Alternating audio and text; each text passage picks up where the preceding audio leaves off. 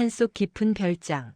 거실 테이블 위엔 남편 건우의 생일 와인이 놓여 있습니다. 명숙이 케이크를 들고 조용히 들어선 순간 소파 위에서 남편 건우와 젊은 여자 지수가 뒤엉켜 거친 숨을 내뱉고 있습니다. 명숙이 들고 있던 케이크가 바닥으로 툭 떨어지며 뭉개집니다. 놀란 건우는 사과 대신 뻔뻔하게 소리를 지릅니다. 너 여기가 어디라고 들어와? 분위기 깨지 말고 당장 안 나가. 지수 역시 비웃으며 거듭니다. 언니, 오빠가 언니 냄새 나서 싫대요. 눈치 좀 챙겨요. 바닥만 보며 어깨를 떨던 명숙이 천천히 등을 돌려 문 밖으로 걸어가고 있습니다. 울고 있을 줄 알았던 명숙의 눈은 서늘하게 가라앉아 미친 사람처럼 입가에 아주 느릿하게 미소를 띄우며 나지막한 목소리로 말합니다. 여보, 생일 축하해. 새벽 4시 30분 서울 평창동. 알람도 필요 없습니다. 은명숙의 몸은 30년 동안 이 시간에 깨어나도록 훈련되어 있습니다. 어둠 속에서 부엌 형광등이 지직거리며 켜지고 낡은 약탕기에서 김이 피어오르기 시작합니다. 대추, 감초, 녹용, 그리고 명숙이 한 달 전부터 전국을 수소문해 구한 희귀 약재들이 검붉은 물속에서 천천히 우러납니다. 명숙의 손은 40대 중반 여성의 것이 아닙니다. 거칠게 갈라진 손등, 굳은 살로 뒤덮인 손바닥, 뜨거운 냄비에 데인 흉터들. 25살 음대 피아노과에 합격했던 그 가녀린 손가락은 이제 흔적도 없습니다. 건우가 고시 공부에 매달리던 그 긴 세월 동안 명숙은 새벽 시장 식당 주방에서 하루 12시간씩 설거지를 했습니다. 젖은 행주를 쥐고 기름때 가득한 그릇을 닦아내던 그 손으로 지금은 남편의 300만 원짜리 실크 셔츠를 다립니다. 다리미가 하얀 천을 지나갈 때마다 증기가 피어오릅니다. 명숙은 한 올의 주름도 용납하지 않습니다. 셔츠 깃을 세우고 소매 길이를 재고 단추 하나하나를 확인합니다. 건우의 수트를 옷장에서 꺼내 먼지를 털고 넥타이 6개를 나란히 놓고 오늘 건우가 입을 옷과 가장 잘 어울리는 것을 고릅니다. 이 모든 과정이 명숙에게는 종교적 의식과도 같습니다. 남편이라는 이름의 신을 섬기는 경건한 예배입니다. 오전 6시 50분. 명숙은 식탁을 차립니다. 새벽 3시부터 끓인 미역국, 직접 담근 김치, 어제 시장에서 사온 최상급 고등어를 조린 반찬. 밥솥 뚜껑을 열자 김이 모락모락 피어오릅니다. 냄비에 담아 식탁에 올리고 수저를 정확히 90도 각도로 놓습니다. 건우가 좋아하는 백자 국그릇에 국을 담고 온도를 확인합니다. 너무 뜨거우면 화를 내고 너무 미지근하면 성에 없다고 합니다. 거실에는 묘한 대비가 펼쳐집니다. 한쪽에서는 명숙이 새벽부터 끓인 한약 냄새가 퀴퀴하게 퍼지고 다른 한쪽에서는 건우가 뿌린 톰포드 향수 냄새가 진동합니다. 두 냄새는 결코 섞이지 않습니다. 물과 기름처럼 이 집안의 두 사람처럼 따로 떠다닙니다. 건우가 안방에서 나옵니다. 명품 가운을 걸치고 갓 면도한 얼굴에서는 애프터 쉐이브 로션 향이 납니다. 그는 명숙이 새벽 2시부터 일어나 무릎으로 기며 닦아 광을 낸 대리석 바닥을 아무렇지 않게 밟으며 식탁으로 걸어옵니다. 명숙이 의자를 빼주지만 건우는 눈도 마주치지 않습니다. 식탁에 앉은 건우 앞에 명숙이 조심스럽게 국그릇을 놓습니다. 하지만 건우는 수저를 들기도 전에 미간부터 찌푸립니다. 코를 찡그립니다. 고개를 돌립니다. 그 찰나의 표정 변화를 명숙은 놓치지 않습니다. 30년을 함께 살며 익힌 생존 본능입니다. 건우의 기분이 좋지 않을 때 나타나는 미세한 신호들을 명숙은 모두 알고 있습니다. 야, 은명숙. 건우의 목소리는 차갑습니다. 아침 인사도 없습니다. 이름도 여보가 아닌 야, 은명숙입니다. 마치 하인을 부르듯 혹은 애완동물을 부르듯 그렇게 부릅니다. 너한테선 왜 맨날 이 역겨운 냄새가 나? 행주 썩은 냄새 같은 거. 대기업 전무부인이면 좀 세련되게 살아야 할 거 아냐? 건우는 숟가락으로 국그릇을 툭툭 칩니다. 명숙이 3시간 동안 정성껏 끓인 국을 마치 개밥 다루듯 합니다. 내가 밖에서 얼마나 힘든 줄 알아? 회사에서 임원들이랑 식사할 때, 골프 칠 때, 거래처 사람들 만날 때. 내가 내 옆에 서 있으면 사람들이 나까지 구질구질한 인생으로 볼까봐 얼마나 신경 쓰이는데. 지난번 창립 기념일 때도 그랬잖아. 다른 전무들은 다 젊고 예쁜 부인들 데려왔는데 너만 시장 아줌마처럼. 명숙은 당황하며 자신의 소매를 코에 갖다 댑니다. 새벽부터 한약을 다리고 생선을 굽느라 뱃 냄새가 분명 있습니다. 하지만 역겹다고 할 정도는 아닙니다. 그저 평범한 주방 냄새, 요리하는 사람이면 당연히 나는 냄새일 뿐입니다. 그런데도 명숙은 반박하지 않습니다. 반박하는 법을 잊은 지 오래입니다. 미안해요, 여보. 당신 몸보신 시키려고 약을 좀 오래 다렸더니 지금 당장 옷 갈아입고 향수 뿌리고 올게요. 명숙의 목소리는 떨립니다. 30년 전 첫 데이트 때 긴장하던 그 목소리가 아닙니다. 맞을까봐 무서워하는 어린아이의 목소리입니다. 어색한 미소까지 지어 보이며 용서를 구합니다. 향수? 야, 그 쉰내 나는 행주에 향수 뿌리면 더 구역질 나니까 그냥 있어. 넌 어떻게 사람이 갈수록 그렇게 못나지냐? 예전엔 그래도 얼굴은 괜찮았는데 이제는 완전 동네 아줌마야. 차라리 집 밖에 나가지를 말든가. 건우는 자리에서 일어나며 밥그릇을 거칠게 밀쳐냅니다. 뜨거운 국물이 튀어 명숙의 앞치마에 얼룩을 만듭니다. 명숙이 밤새 정성으로 달인 한약도 한 모금 마시지 않은 채 건우는 현관으로 향합니다. 아, 그리고 오늘 저녁 약속 있으니까 밥 준비하지 마. 어차피 요즘 내가 한 음식은 입에도 안 맞아. 밖에서 먹는 게 천배는 나아. 문이 쾅 닫힙니다. 거실에는 다시 정적이 흐릅니다. 명숙은 죄인처럼 고개를 숙이고 서 있습니다. 식탁 위의 음식들이 김을 뿜어내고 있지만 아무도 먹지 않을 음식입니다. 명숙이 3시간 동안 준비한 아침 식사는 그렇게 쓰레기가 됩니다. 혼자 남겨진 거실. 명숙은 식어가는 국그릇을 멍하니 바라봅니다. 가슴 한구석이 칼로 베인 듯 아립니다. 눈가가 뜨거워집니다. 하지만 눈물은 흘리지 않습니다. 대신 그녀는 스스로에게 속삭입니다. 괜찮아, 은명숙. 여보가 요즘 회사 일로 스트레스가 많은 거야. 내가 조금만 더 예쁘게 꾸미고 조금만 더 잘하면 다시 예전처럼 돌아올 거야. 우리가 처음 만났을 때처럼 고시원 앞에서 내 손을 잡고 당신이 없으면 못 살 것 같아라고 했던 그때처럼. 명숙은 천천히 안방으로 걸어갑니다. 무릎이 욱신거립니다. 새벽부터 쪼그려 앉아 바닥을 닦느라 관절이 부은 것입니다. 하지만 명숙은 아픔을 무시합니다. 30년 동안 익숙해진 고통입니다. 낡은 장롱 앞에 섭니다. 서랍을 열고 옷가지들을 치우고 밑바닥에 숨겨둔 작은 상자를 꺼냅니다. 상자 안에는 통장과 현금 뭉치가 들어 있습니다. 30년 동안 시장에서 100원, 1000원을 깎으며 모은 돈입니다. 자신의 속옷을 사지 않고 미용실을 가지 않고 친구들과의 모임도 포기하며 한 푼, 두 푼 모은 피와 땀의 결정체입니다. 명숙은 떨리는 손으로 휴대폰을 꺼냅니다. 연락처에서 태훈이라는 이름을 찾습니다. 명숙이 남편에게 줄 최고의 선물을 구하기 위해 한 달 전 수소문 끝에 연락이 닿은 투자 및 명품 수집 전문가입니다. 전화를 겁니다. 신호음이 3번 울린 후 차분한 남자 목소리가 들립니다. 여보세요, 사모님. 기다리고 계셨죠? 네, 태윤 씨. 그 시계 정말 구할 수 있나요? 명숙의 목소리는 아이처럼 들뜹니다. 방금 전 건우에게 모욕당했던 그 여자가 맞나 싶을 정도로 밝은 목소리입니다.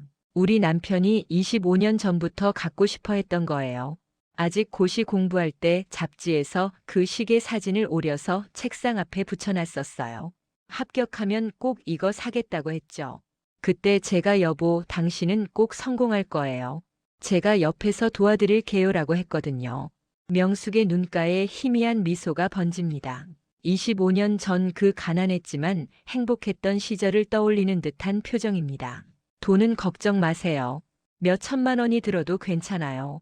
제가 30년 동안 모은 돈이 여기 다 있어요. 제 인생을 다 털어서라도 그 사람 손목에 그 시계를 채워주고 싶어요. 그러면 그 사람이 다시 저를 사랑해 줄 거예요. 예전처럼. 수화기 너머에서 태훈의 목소리가 들립니다. 알겠습니다, 사모님. 시계는 제가 책임지고 구해드리겠습니다. 시계 뒷면의 각인도 꼭 부탁드려요. 영원히 당신만을 사랑합니다. 명숙이라고요. 한 글자도 틀리면 안 돼요. 그 사람이 이거 받으면 얼마나 놀랄까요? 그동안 쟤한테 화냈던 것도 행주 냄새 난다고 했던 것도 다 잊고 우리 다시 신혼 때처럼 행복해질 수 있겠죠? 명숙의 목소리에는 남편에 대한 지독한 맹신이 가득합니다. 그녀는 남편이 매일 밤 누구와 통화하는지, 주말마다 어디로 가는지, 신용카드 명세서에 왜 모르는 레스토랑과 호텔 이름이 찍혀 있는지 의심하지 않습니다. 아니, 의심하고 싶지 않습니다. 오후 2시. 명숙은 수천만 원의 현금을 낡은 가방에 넣고 강남의 화려한 백화점으로 향합니다. 지하철 2호선을 타고 가며 그녀는 가방을 꼭 껴안습니다. 30년의 세월이 이 가방 안에 들어 있습니다. 백화점에 도착하자 눈부신 조명이 명숙을 맞이합니다. 대리석 바닥 샹들리에 고급 향수 냄새. 명품 옷을 입은 젊은 여성들이 쇼핑백을 들고 오갑니다. 명숙은 자신의 낡은 코트를 내려다봅니다. 소매가 해져 실밥이 보입니다. 10년 전에 산 운동화는 밑창이 닳아 구멍이 났습니다.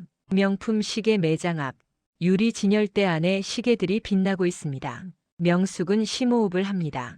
떨리는 손으로 가방을 꽉 움켜줍니다. 저기, 혹시 이 모델 있나요? 명숙은 25년 동안 간직해온 잡지 스크랩을 꺼냅니다.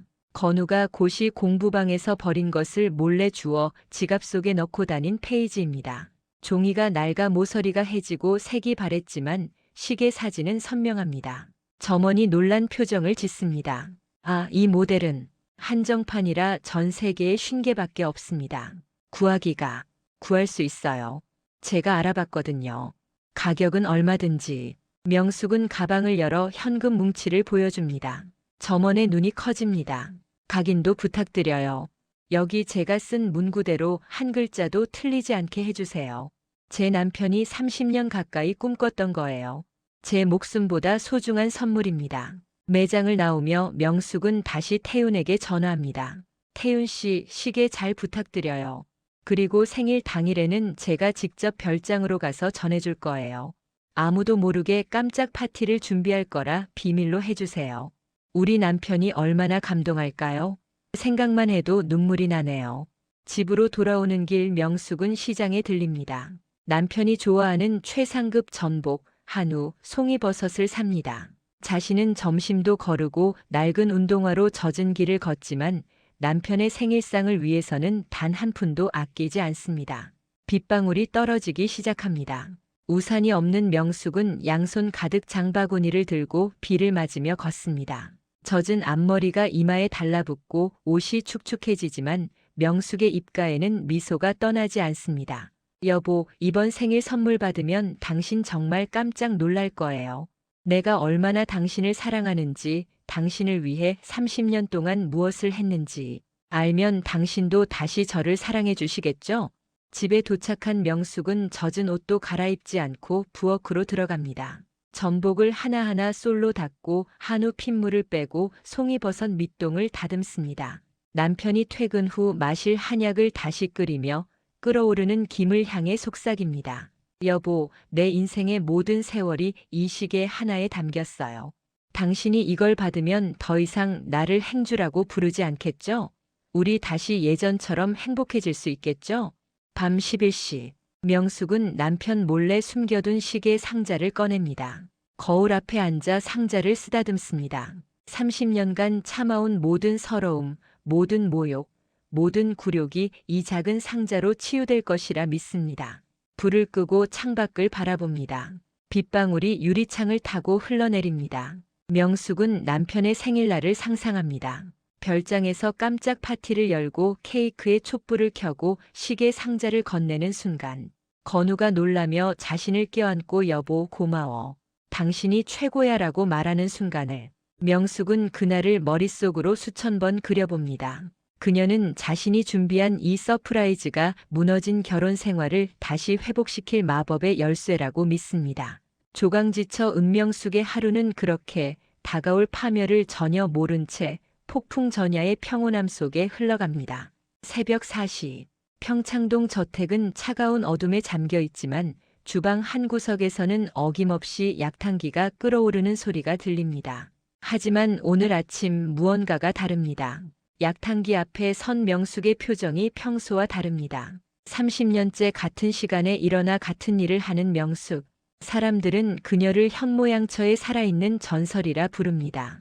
건우조차 명숙을 말 잘 듣고 손끝 야무진 식모 정도로 여깁니다. 하지만 자욱한 약재 연기 속에서 명숙이 짓는 표정은 어느 때보다 서늘합니다. 명숙은 거친 손으로 산삼과 녹용, 영지버섯을 탕기에 넣습니다. 그리고는 작은 유리병을 꺼냅니다.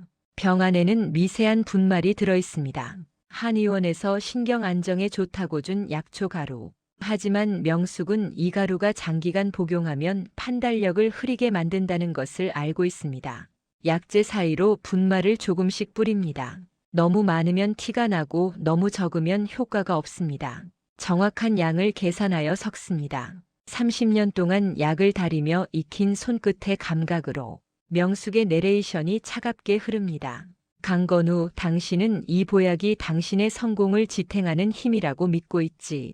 매일 아침 이 약을 마시며 기력을 얻는다고 생각하지. 하지만 당신이 마시는 건 약이 아니야. 천천히, 아주 천천히 당신을 무너뜨릴 독약이지. 명숙은 뜨거운 약탕기를 낡은 행주로 감싸줍니다. 행주에서 퀴퀴한 냄새가 납니다. 건우가 그토록 혐오하는 냄새. 하지만 명숙은 이 냄새야말로 가장 완벽한 위장이라는 것을 알고 있습니다. 건우가 명숙을 세상 물정 모르는 멍청한 여자로 끝까지 믿게 만드는 가장 효과적인 도구. 명숙은 거실 시계를 확인합니다. 오전 7시.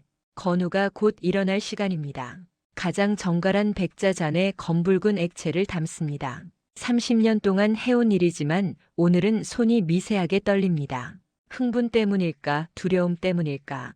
아니, 30년을 기다려온 복수가 시작되는 짜릿함 때문입니다. 계단을 올라갑니다. 30년의 세월 동안 닳아버린 무릎 관절이 계단을 오를 때마다 삐걱거립니다. 관절염 초기 증상입니다. 의사는 수술을 권했지만 명숙은 거부했습니다. 건우에게 말하면 돈 아깝다고 할 게 뻔하니까. 명숙은 통증을 무시하며 계단을 오릅니다. 서재 문을 엽니다. 건우는 신문을 펼쳐 들고 있습니다. 명숙이 들어오는 기척에도 눈을 들지 않습니다. 인사도 하지 않습니다. 30년 전에는 명숙만 보면 얼굴이 환해지던 남자. 이제는 명숙의 존재 자체를 공기처럼 여깁니다. 명숙은 차가운 바닥에 무릎을 꿇습니다. 30년 동안 해온 자세입니다. 정성스럽게 약잔을 건우 앞에 올려놓습니다. 건우는 명숙의 손이 닿는 것조차 더럽다는 듯 손사래를 치며 약잔만 거칠게 낚아챕니다. 여보, 오늘도 좋은 하루 되세요. 이 약 드시고 회사에서 좋은 일만 있으시길. 명숙의 목소리는 30년 동안 연습한 완벽한 순종의 톤입니다. 하지만 그녀의 입가에는 아주 미세한 경련이 일어납니다. 그것은 굴욕감이 아닙니다. 독이 든 성배를 기꺼이 들이키는 사냥감을 목격한 포식자의 짜릿한 희열입니다. 건우는 약을 단숨에 들이킵니다. 그리고는 빈잔을 명숙의 발밑으로 툭 던집니다. 잔이 바닥에 굴러갑니다. 역시 자네가 달인 약이 최고야. 지수는 이런 거 못하거든. 걔는 예쁘긴 해도 손끝이 야무지질 못해. 그러니까 자네는 죽을 때까지 이 집 구석에서 내 수발이나 들어. 그게 자네 팔자야. 건우는 내연녀 지수의 이름을 명숙의 면전에서 거리낌 없이 꺼냅니다. 명숙의 인격을 짓밟습니다. 하지만 명숙은 고개를 깊이 숙인 채 조용히 미소 짓습니다. 건우가 지수에게 빠져 판단력을 잃고 회사의 비자금을 명숙 명의의 차명 계좌로 옮기기 시작한 것도 사실은 이 보약이 선사한 몽롱한 오판과 명숙의 치밀한 유도 덕분이었기 때문입니다. 명숙의 내레이션이 광기 어린 집착을 담아 흐릅니다. 마셔, 강건우. 당신이 지금 마시는 건 내 썩어 문드러진 간과 쓸개야. 당신이 짓밟았던 내 30년의 청춘이야. 당신이 지수의 몸을 탐하며 내 존재를 부정할 때마다 나는 당신의 법인 인감과 비자금 계좌의 모든 권한을 내 명의로 하나씩 옮겼어. 당신은 내가 은행 업무 하나 모르는 바보인 줄 알겠지만 나는 당신이 지수에게 사준 2억짜리 다이아 목걸이의 카드 승인 번호도 청담동 오피스텔 계약서도 제주도 골프여행 호텔 예약 내역도 전부 다 기록하고 있어. 그 모든 증거가 당신을 감옥으로 보낼 유죄 판결문이 될 거니까. 명숙은 건우가 던진 빈 약잔을 챙겨 주방으로 돌아옵니다. 그녀는 그 잔을 정성스럽게 씻지 않습니다. 자신이 평소 쓰던 더러운 행주로 대충 닦아 다시 찬장에 넣습니다. 건우의 성공이라는 화려한 껍데기 아래에 명숙이 심어놓은 불결한 진실들이 겹겹이 쌓여가고 있습니다. 명숙은 거울 앞에 섭니다. 거울 속 여자를 응시합니다. 거친 얼굴, 텅 빈 눈동자, 30년 전 피아노를 치던 그 소녀는 없습니다. 대신 그곳에는 복수를 설계하는 차갑고 계산적인 여자가 서 있습니다. 이제 설계의 기초가 완벽하게 다져졌습니다. 건우는 이미 명숙의 보살핌 없이는 하루도 버티지 못하는 신체적 중독 상태에 빠졌습니다. 매일 아침 마시는 보약, 그 안에 섞인 미세한 약물들이 그의 뇌를 서서히 잠식하고 있습니다. 판단력이 흐려지고 충동적이 되고 자만심이 커집니다. 명숙은 주머니 속에 숨겨두었던 비밀 전화기를 꺼냅니다. 건우도 모르는 대포폰입니다. 조력자 태윤과 연락하는 유일한 수단입니다. 태윤은 건우의 최측근 비서이자 건우가 가장 신뢰하는 오른팔입니다. 하지만 그의 진짜 정체는 다릅니다. 명숙은 문자를 보냅니다.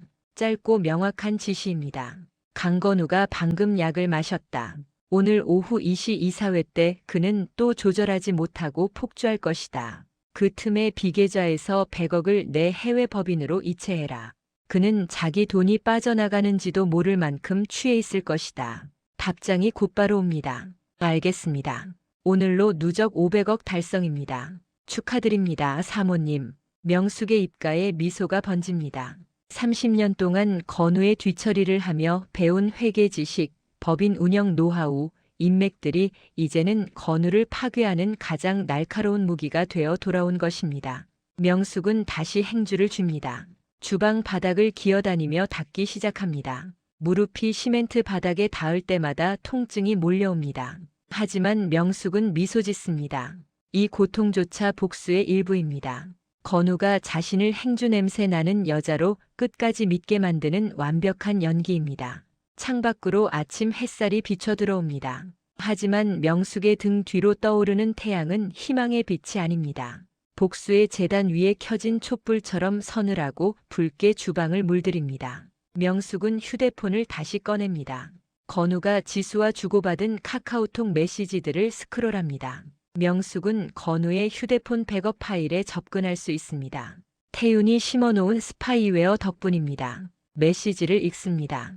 건우가 지수에게 보낸 달콤한 말들, 명숙을 조롱하는 내용들, 주말 여행 계획들. 한 글자 한 글자가 칼날처럼 가슴을 베지만 명숙은 눈 하나 깜짝하지 않습니다. 대신 이 모든 것을 스크린샷으로 저장합니다. 증거 폴더에 차곡차곡 쌓아갑니다. 오후 3시, 건우에게서 전화가 옵니다. 야, 은명숙. 오늘 저녁 늦을 거야. 회사에서 회식이 있어서.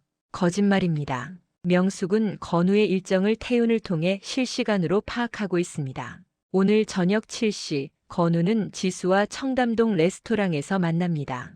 2천만 원짜리 와인을 주문하고 지수에게 명품 가방을 선물할 것입니다. 회사 법인 카드로. 네, 여보. 조심히 다녀오세요. 야식 준비해 둘까요? 필요 없어. 그냥 자. 전화가 끊깁니다. 명숙은 태윤에게 다시 문자를 보냅니다. 오늘 저녁 레스토랑과 명품 매장, 모든 결제 내역과 CCTV 영상 확보해라. 고화질로. 명숙은 냉장고를 엽니다. 건우가 아끼던 50만 원짜리 샴페인을 꺼냅니다. 건우는 이 샴페인을 특별한 날을 위해 아껴뒀습니다. 하지만 오늘이야말로 명숙에게 가장 특별한 날입니다. 병을 땁니다. 잔도 없이 병째 들이킵니다. 거친 손으로 명품 샴페인을 마시는 모습이 우스꽝스럽지만 명숙은 개의치 않습니다. 샴페인의 맛은 그 어떤 약재보다 달콤하고 진합니다. 마셔, 은명숙. 이건 30년 동안 당신이 흘린 눈물의 농축액이야. 강건우가 누리던 그 모든 사치가 이제 나의 것이 되고 그의 절망이 나의 양식이 되는 시간. 태윤이가 하나씩 보고할 때마다 나는 내 영혼이 치유되는 기분을 느껴. 지수가 명품 매장에서 카드가 정지되어 당황할 그 순간, 건우가 레스토랑에서 결제가 안 되어 망신당할 그 찰나. 그 모든 게 내가 설계한 복수국의 서막이야. 명숙은 주방 바닥을 닦던 낡은 행주를 집어듭니다. 그리고는 건우의 30만 원짜리 가죽 소파 위에 그 더러운 행주를 보란 듯이 던져놓습니다. 이제 더 이상 숨길 필요도 비굴할 필요도 없습니다. 건우가 돌아왔을 때 이 집은 이미 명숙의 소유가 되어 있을 것입니다. 건우가 기댈 곳은 차디찬 감방이나 시궁창뿐일 것입니다. 명숙은 거울을 다시 봅니다. 30년 전의 가녀린 소녀는 없습니다. 하지만 그보다 훨씬 강하고 잔혹한 심판자가 그곳에 서 있습니다. 그녀는 자신의 거친 손을 어루만지며 속삭입니다. 수고했어, 명숙아. 이제 곧 본격적인 잔치가 시작될 거야. 30년을 기다렸어. 조금만 더 참아. 명숙의 눈동자에는 복수의 광기와 함께 가해자를 완전히 박멸하겠다는 포식자의 집념이 불타오르고 있습니다. 하지만 그녀는 여전히 부엌에서 행주를 쥐고 바닥을 닦습니다. 완벽한 위장입니다. 건우가 절대 눈치채지 못할 완벽한 연기입니다. 평창동 저택의 주방. 명숙에게 이곳은 단순한 가사 노동의 공간이 아닙니다. 이곳은 강건우라는 거대한 괴물을 무너뜨리기 위해 30년간 설계해온 심판의 관제탑입니다. 명숙은 행주로 식탁을 닦는 척하며 건우가 서재에 두고 간 스마트폰의 알림을 곁눈질합니다. 화면에 메시지가 뜹니다. 지수와의 대화입니다. 여보, 다음 주 제주도 골프 여행 예약했어요. 신라 호텔 스위트룸 법인 자금으로 5억 정도 빼돌리면 되죠? 명숙의 입가에 서늘한 미소가 번집니다. 건우는 자신의 스마트폰이 명숙에게 실시간으로 모니터링되고 있다는 사실을 꿈에도 모릅니다. 명숙은 곧바로 주방 깊숙한 곳, 낡은 쌀통 뒤에 숨겨둔 대포폰을 꺼냅니다. 전화를 겁니다. 상대는 태윤입니다. 건우가 자신의 오른팔이라 믿어 의심치 않는 비서실장. 하지만 그의 진짜 정체는 다릅니다. 태윤 씨, 저예요. 네, 사모님. 말씀하세요. 건우가 다음 주에 5억을 빼돌리려고 해요. 그 전에 우리가 먼저 움직여야 해요. 명숙의 내레이션이 소름 끼치도록 낮고 묵직하게 흐릅니다. 강건우, 당신은 태윤이가 오직 당신의 능력에 반해 충성을 다한다고 믿지.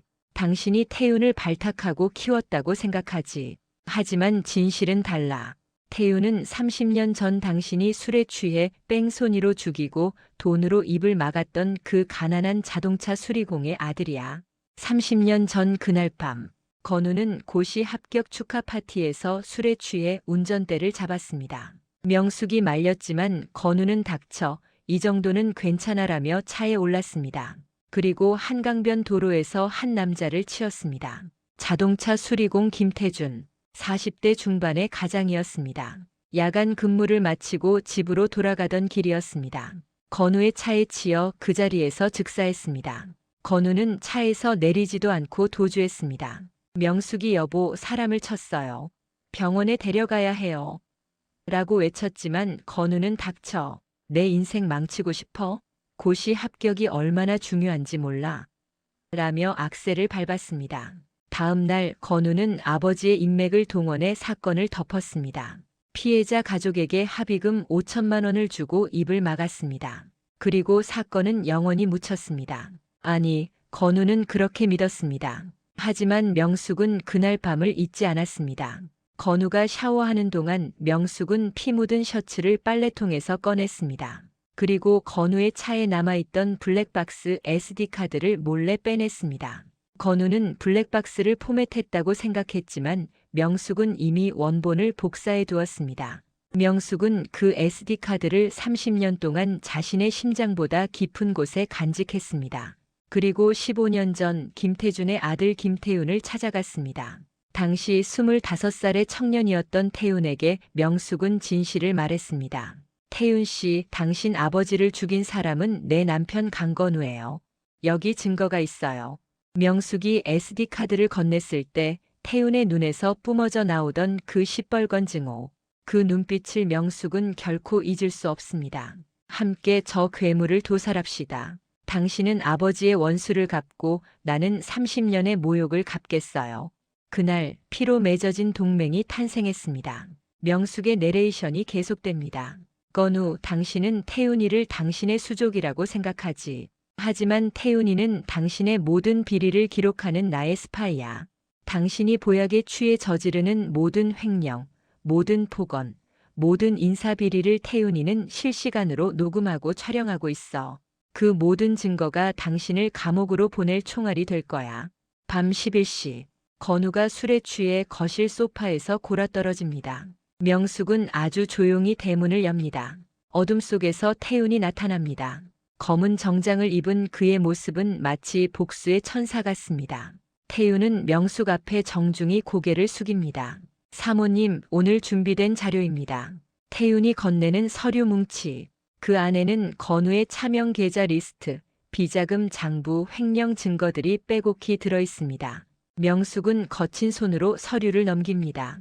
한 장 한 장 넘길 때마다 그녀의 손가락이 미세하게 떨립니다. 하지만 그것은 두려움이 아닙니다. 30년의 서름이 마침내 결실을 보는 짜릿한 흥분입니다. 태윤 씨, 강건우가 내일 지수와 제주도로 가요. 명목상 해외 거래처 출장이라고 하지만 사실은 불륜 여행이죠. 그 틈을 타서 페이퍼 컴퍼니 3곳을 통해 비자금 500억을 세탁하세요.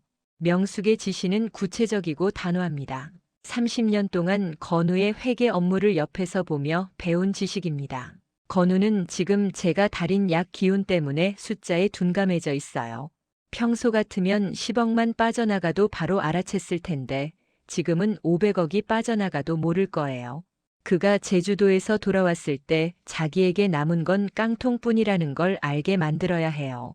태윤은 차가운 눈빛으로 응답합니다.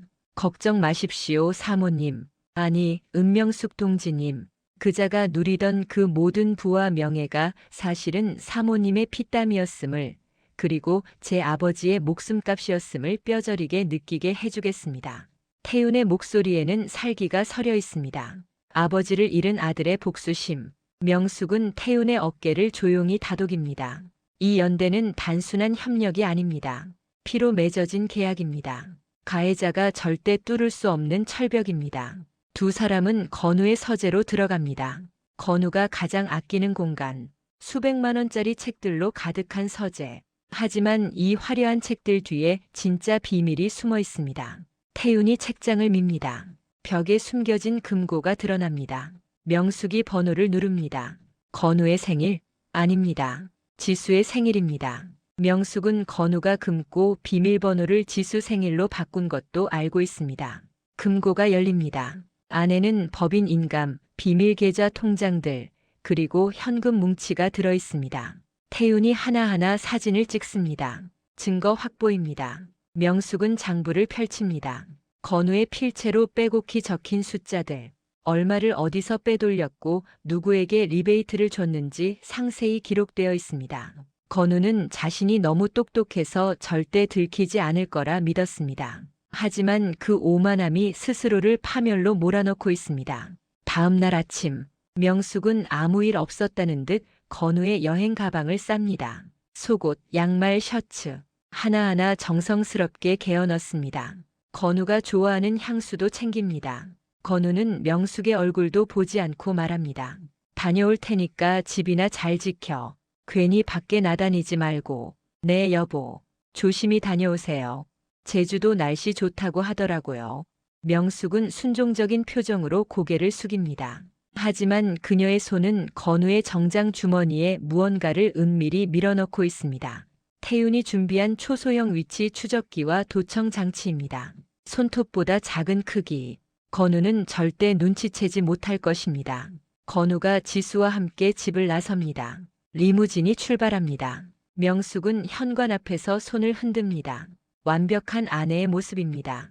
하지만 차가 시야에서 사라지자마자 명숙의 표정이 변합니다. 순종적이던 얼굴에서 냉혹한 심판자의 표정으로 바뀝니다. 명숙은 주방 식탁에 앉습니다. 노트북을 펼칩니다. 화면에는 태윤이 보내주는 실시간 모니터링 창이 떠 있습니다. 건우의 차명 계좌들이 하나씩 화면에 표시됩니다. 오전 10시, 첫 번째 이체가 시작됩니다. 건우 명의의 어계좌에서 100억이 빠져나갑니다. 홍콩의 페이퍼 컴퍼니로 이동합니다. 그리고 다시 명숙이 설립한 케이맨 제도의 재단으로 이체됩니다. 오전 11시, 두 번째 이체.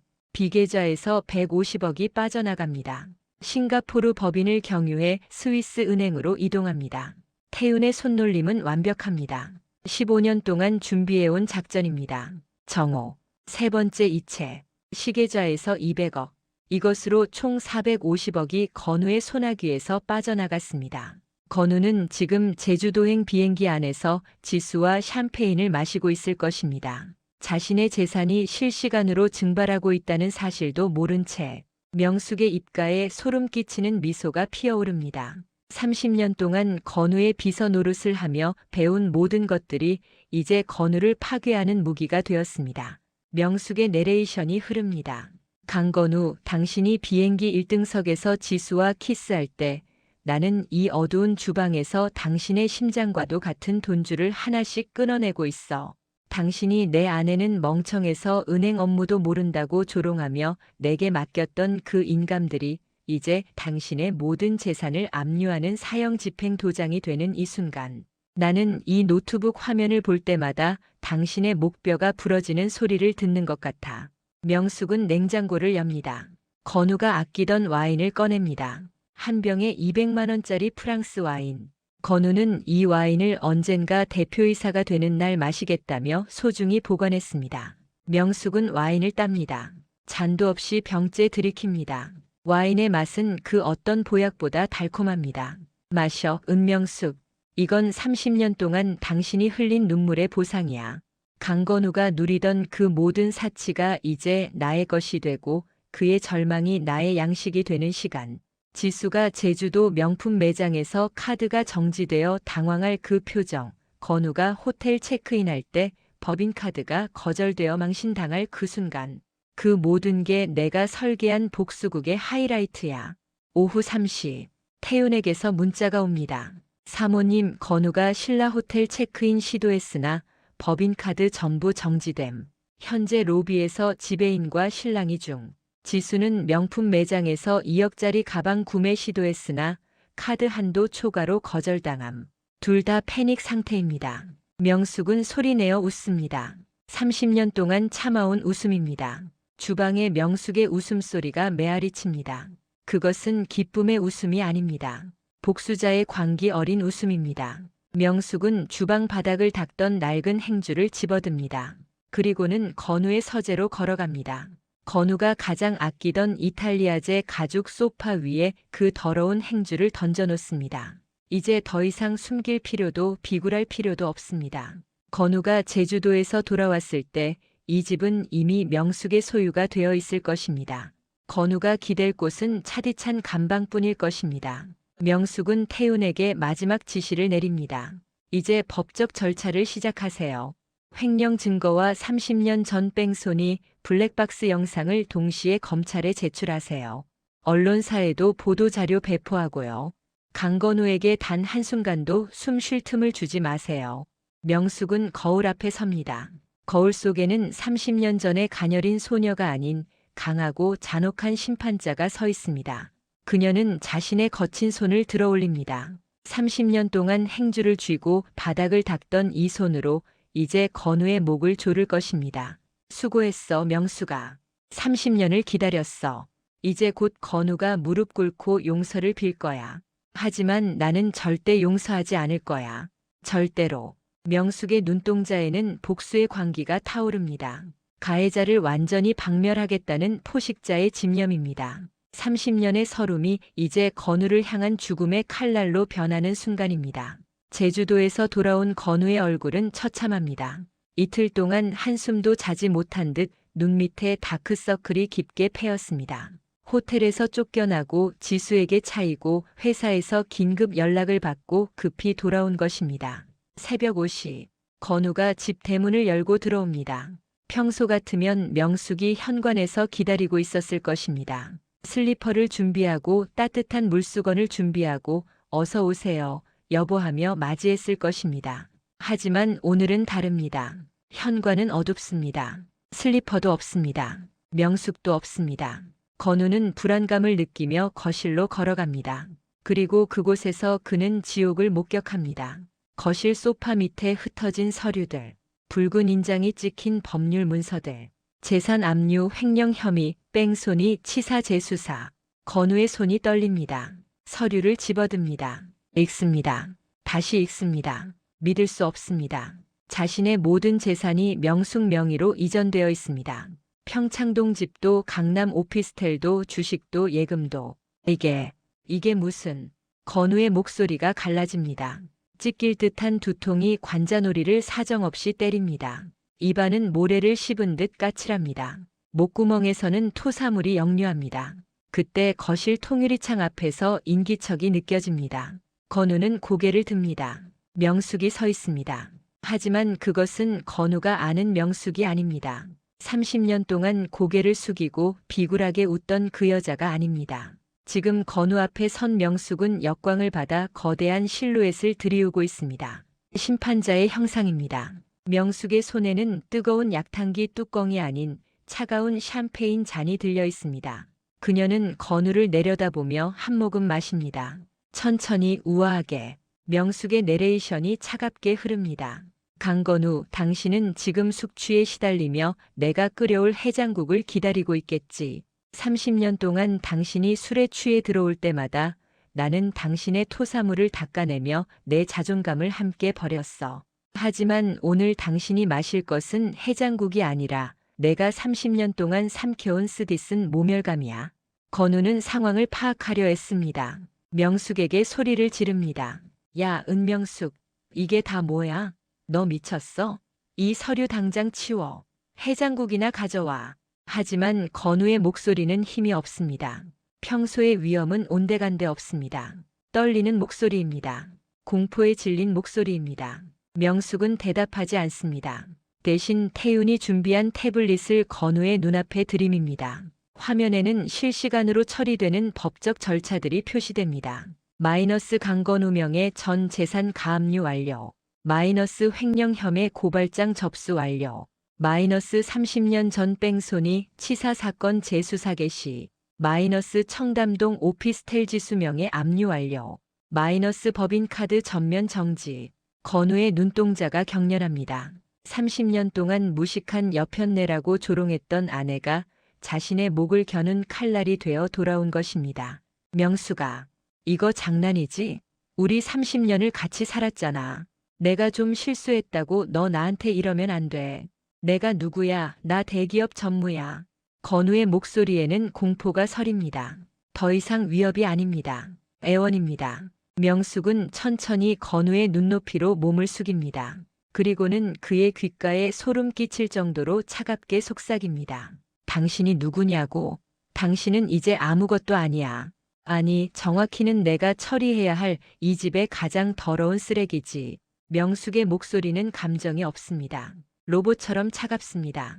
30년 전 고시 공부할 때 내가 새벽 시장 식당에서 젖은 행주를 쥐고 번 돈으로 당신 뒷바라지한 거 기억해?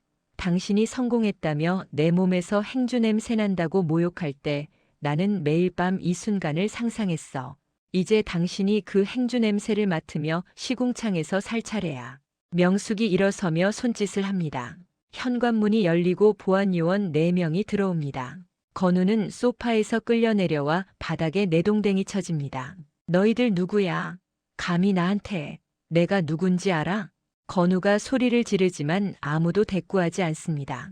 요원들은 명숙의 지시만 기다립니다. 이 집의 모든 물건을 목록화하세요. 그리고 강건우의 개인 물품은 현관 밖에 버려주세요. 명숙의 명령이 떨어지자 요원들이 움직입니다. 건우가 아끼던 이탈리아제 가구들, 수백만 원짜리 그림들, 명품 시계 컬렉션이 하나둘씩 밖으로 실려나갑니다. 안 돼. 그건 내 거야. 내가 번 돈으로 산 거라고. 건우는 짐승처럼 울부짖습니다. 하지만 아무도 멈추지 않습니다. 명숙의 복수는 여기서 끝나지 않습니다. 그녀는 건우가 평생 신처럼 받들던 사회적 명성을 도살하기로 합니다. 명숙은 태윤이 준비한 USB를 언론사 5곳에 동시 발송합니다. USB 안에는 건우의 횡령 증거 30년 전 뺑소니, 블랙박스 영상, 지수와의 불륜 사진, 회사 직원들에게 폭언하는 녹취록이 담겨 있습니다. 오전 9시 포털 사이트 메인에 기사가 뜹니다. 대기업 전무 강건우 500억대 횡령 혐의. 30년 전 뺑소니 치사 사건 재수사. 충격적 블랙박스 영상 공개. 재벌 전무의 이중생활. 아내 학대하며 20대 여성과 불륜. 건우의 얼굴 사진이 모자이크 없이 전국에 퍼집니다. 댓글창은 폭발합니다. 마이너스 역겹다. 아내 덕분에 성공하고는 배신하네. 마이너스 30년 전 뺑소니까지. 이건 사람이 아니라 악마다. 마이너스 저런 쓰레기가 대기업 임원이었다니. 오전 10시. 건우가 헝클어진 차림으로 회사 본사에 도착합니다. 마지막 희망을 품고 온 것입니다. 회사 사람들에게 해명하면 될 거라고, 자신의 위치를 이용하면 이 상황을 수습할 수 있을 거라고 믿었습니다. 하지만 로비에 들어서는 순간 지옥이 펼쳐집니다. 평소 건우를 보면 90도로 인사하던 직원들이 대놓고 비웃습니다. 수군거립니다. 저게 진짜 모습이었네. 사모님한테 그렇게 구박하더니 인과응보네. 횡령한 돈이 500억이래. 우리 월급은 안 올려주면서. 건우는 그 멸시의 시선에 전신이 난도질당합니다. 로비 전광판을 올려다봅니다. 거기에는 붉은 글자로 공지가 떠 있습니다. 강건우 전무 횡령 및 배임 혐의로 즉각 해임. 관련 부서 직원 전원 조사 예정. 건우는 바닥에 고꾸라집니다. 무릎이 꺾입니다. 30년 동안 쌓아올린 모든 것이 단 하루 만에 무너졌습니다. 그때 로비 2층에서 누군가 내려다보고 있습니다.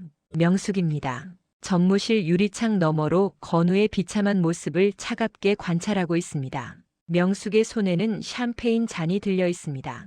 그녀는 잔을 들어 바닥에 쓰러진 건우를 향해 건배합니다. 명숙의 내레이션이 흐릅니다. 저 사람이 예전에 그랬어. 나 같은 여자는 이런 전무실 의자에 앉아볼 기회조차 없을 거라고. 냄새나는 행주가 감히 어디를 넘보냐고. 그런데 보세요, 태윤 씨.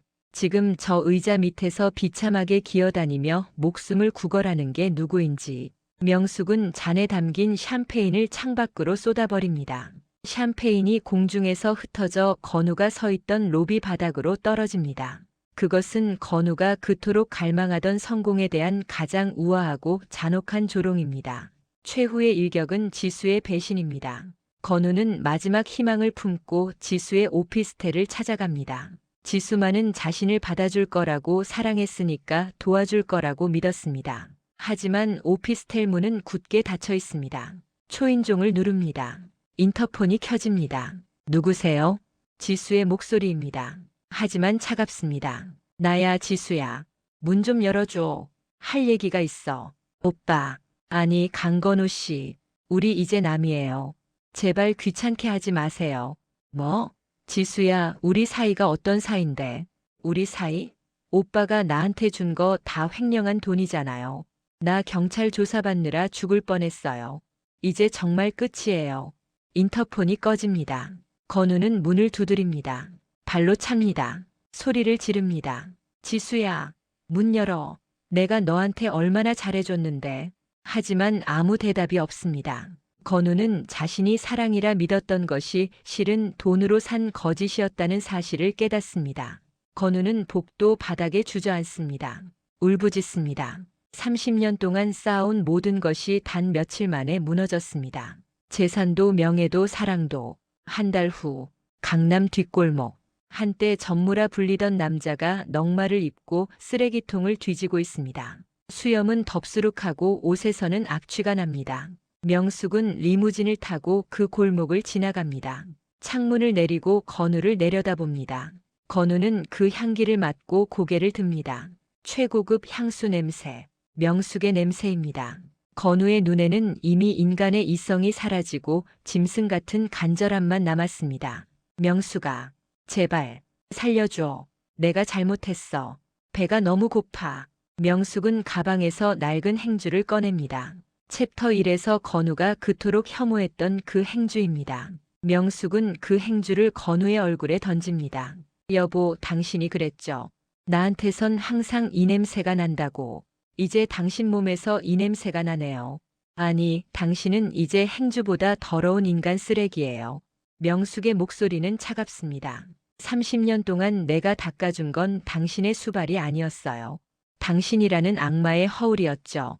이제 그 허울이 벗겨졌으니 평생 그 행주나 씹으면서 내가 겪은 지옥을 맛보세요.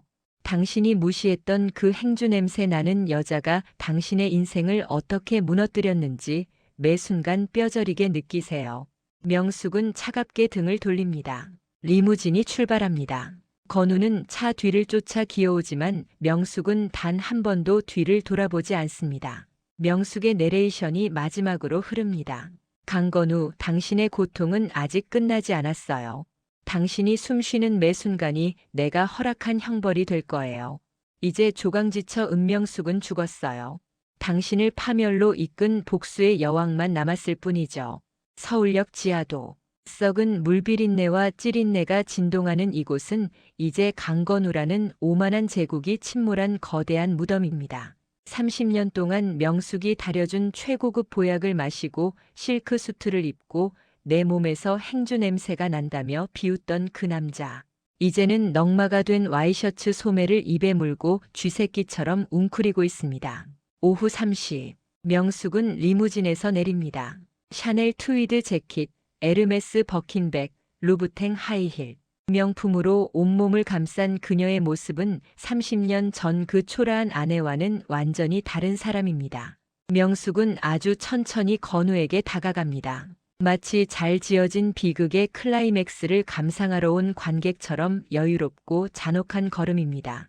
루브탱 하이힐이 지하도의 오물을 밟습니다. 딱딱 소리가 울립니다. 건우는 그 소리에 고개를 듭니다. 명숙의 내레이션이 흐릅니다. 강건우, 당신은 지금 내가 당신이 불쌍해서 왔다고 생각하나요? 아니에요. 나는 당신의 그 썩어가는 눈동자가 공포로 절여지는 꼴을 가장 가까이서 구경하러 온 거예요.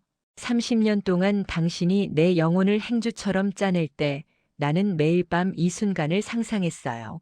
당신이 그토록 멸시하던 식모 같은 여자가 지금 당신의 생사권을 쥐고 당신의 비참함을 안주 삼아 미소 짓는 이 완벽한 역전을. 명숙의 손짓 하나의 기괴한 장면이 펼쳐집니다. 지하도 한복판, 더러운 시멘트 바닥 위로 보조들이 눈부시게 하얀 실크 테이블볼을 깝니다. 그 위로 은식기, 크리스탈잔, 캐비어, 송로버섯이 차려집니다. 노숙자들이 놀라 쳐다봅니다. 지하도에서 벌어지는 이 초현실적인 만찬. 하지만 이것은 만찬이 아닙니다. 공개 처형입니다. 명숙은 건우의 목에 낡은 행주를 감습니다. 챕터 1에서 건우가 그토록 혐오했던 그 행주. 구멍이 나고 찢어진 퀴퀴한 냄새가 나는 행주를 목줄처럼 묶습니다. 여보, 기억하세요? 당신이 매일 아침 내 몸에서 이 냄새가 난다고 했죠. 이제 명숙의 마지막 한마디는 지하도 전체에 얼어붙는 칼날처럼 울려 퍼졌습니다. 이제 당신 몸에서 이 냄새가 나네요. 아니, 당신은 이제 행주보다 더러운 인간 쓰레기예요. 그녀의 차가운 목소리는 건우의 모든 감각을 찢어발겼습니다. 그가 그토록 경멸했던 그 행주 냄새가 이제는 자신의 목을 옥죄는 사슬이 되어 그의 코끝을 맴돌고 그의 영혼을 좀먹는 것 같았습니다. 명숙은 테이블에 차려진 캐비어를 한 숟갈 떠서 건우의 입가에 가져갑니다. 그는 고개를 저었지만 명숙은 잔혹하게 웃으며 그의 억지로 그의 턱을 붙잡고 입에 밀어 넣었습니다. 당신이 그렇게 좋아하던 최고급 캐비어예요. 어때요? 이젠 맛이 어떤가요? 내가 당신 몰래 장부에 끼워 넣었던 회식비, 당신이 지수에게 사줬던 명품 가방가, 그 모든 더러운 돈으로 차린 만찬입니다. 건우의 눈에는 공포와 함께 체념이 스쳐 지나갔습니다. 지하도 노숙자들의 시선이 그에게 꽂혔습니다. 동정심이 아니라 한때 하늘을 찌르던 오만한 자가 땅바닥으로 추락한 모습에 대한 원시적인 구경거리였습니다. 그들의 눈빛 속에서 건우는 자신의 과거를 보았습니다. 명숙의 존재를 행주라 비웃으며 짓밟았던 자신의 추악한 모습. 명숙은 천천히 건우에게서 몸을 돌렸습니다. 그녀의 뒤에서 따라온 수행원이 건우의 목에 감긴 행주를 풀지 않고 그 자리에 그를 남겨둔 채 테이블보와 은식기들을 말끔히 거두어 갔습니다. 순식간에 지하도는 다시 악취와 찌든 때가 가득한 원래의 모습으로 돌아갔습니다. 마치 꿈처럼 초현실적인 만찬의 흔적은 사라졌지만 건우의 목에 묶인 행주와 텅 빈 그의 눈빛은 그 만찬이 현실이었음을 잔인하게 증명하고 있었습니다. 명숙은 리무진에 올라타며 룸미러로 지하도를 흘끗 보았습니다. 그 안에는 고개를 떨군 채 낡은 행주를 붙잡고 있는 건우의 모습이 보였습니다. 30년간 꾹 눌러왔던 분노와 고통이 응축된 복수는 마침내 완전한 파멸로 귀결되었습니다. 그녀의 얼굴에는 더 이상 슬픔도 분노도 아닌 차갑고도 깊은 만족감이 감돌았습니다. 창밖으로 빠르게 스쳐 지나가는 화려한 도심의 불빛들이 명숙의 눈에는 이제 비로소 자신의 세상처럼 느껴졌습니다. 그날 저녁 명숙은 평창동 저택, 아니 이제는 완전히 그녀의 것이 된 저택의 거실에 앉았습니다. 한때 건우가 언젠가 대표이사가 되는 날 마시겠다며 아껴두었던 200만 원짜리 프랑스 와인을 꺼내 직접 잔에 따랐습니다. 와인잔 너머로 반짝이는 야경은 30년간 억압받던 그녀의 영혼이 드디어 자유를 찾았음을 알리는 축배 같았습니다. 건우의 성공을 지탱하던 그 어떤 것도 이제는 그녀의 손바닥 위에 놓여 있었습니다. 명숙의 손끝이 부드럽게 테이블 위 노트북 화면을 스쳤습니다. 화면에는 태윤이 보내온 실시간 모니터링 보고서가 떠 있었습니다. 강건우 결국 도피 시도 중 붙잡혀 구속영장 청구. 재수사가 시작된 뺑소니 치사 사건으로도 수배 중. 그리고 다음 기사. 단독 한빛그룹 전무 강건우 수십 년간 배우자 학대 및 불륜 드러나 사회적 공분 확산. 댓글창은 그의 이름을 악마 파렴치한 인간 말종으로 도배하고 있었습니다. 건우가 그토록 중요하게 여겼던 사회적 명성은 이미 바닥을 넘어 지하 깊은 곳까지 추락한 상태였습니다. 명숙은 차분히 노트북을 덮었습니다. 이제 건우의 모든 것은 사라졌습니다. 돈, 명예, 가족, 그리고 존재 자체까지. 그녀의 복수는 단순히 그를 감옥에 보내는 것이 아니었습니다. 그가 가장 소중히 여겼던 모든 것을 가장 비참한 방식으로 잃게 만드는 것. 그가 경멸했던 행주가 되어 지하도 바닥을 기게 만드는 것. 그것이 명숙이 30년간 설계하고 실행한 완벽한 파멸이었습니다. 30년 전 음대 피아노과에 합격했던 가녀린 소녀의 손은 이제 더 이상 갈라지거나 굳은 살 박힌 손이 아니었습니다. 태윤이 직접 케어하는 최고급 스파에서 관리받은 부드러운 손이었습니다. 그 손으로 명숙은 와인잔을 들어 올렸습니다. 병째 들이켜던 제주도에서의 취기 어린 해방감과는 달랐습니다. 한 모금 한 모금 음미하며 들이키는 와인에는 차분하고 고요한 승리감이 담겨 있었습니다. 30년간 흘렸던 눈물 한 방울 한 방울이 이 달콤한 와인이 되어 그녀의 메마른 영혼을 촉촉하게 적시는 듯 했습니다. 명숙은 거울을 향해 걸어갔습니다. 거울 속에는 더 이상 누군가의 아내나 하인처럼 불리던 은명숙은 없었습니다. 그녀는 이제 강건우를 나락으로 떨어뜨린 심판자, 자신의 삶의 주인이 된 은명숙 그 자신이었습니다. 복수의 칼날은 더 이상 날카롭게 빛나지 않았습니다. 이미 할 일을 다 마쳤기에 이제는 평온하고 아름다운 검이 되어 그녀의 곁에 조용히 머무는 듯 했습니다. 그녀의 눈동자에는 과거의 상처가 아닌 단단한 희망과 새로운 시작에 대한 기대가 가득 차 있었습니다. 명숙은 창밖으로 시선을 던졌습니다. 새벽이 오면 어쩌면 그녀는 30년 만에 처음으로 스스로 정한 시간에 일어나 그녀만을 위한 아침 식사를 준비할지도 몰랐습니다. 진정한 그녀의 삶이 이제 막 시작될 참이었습니다.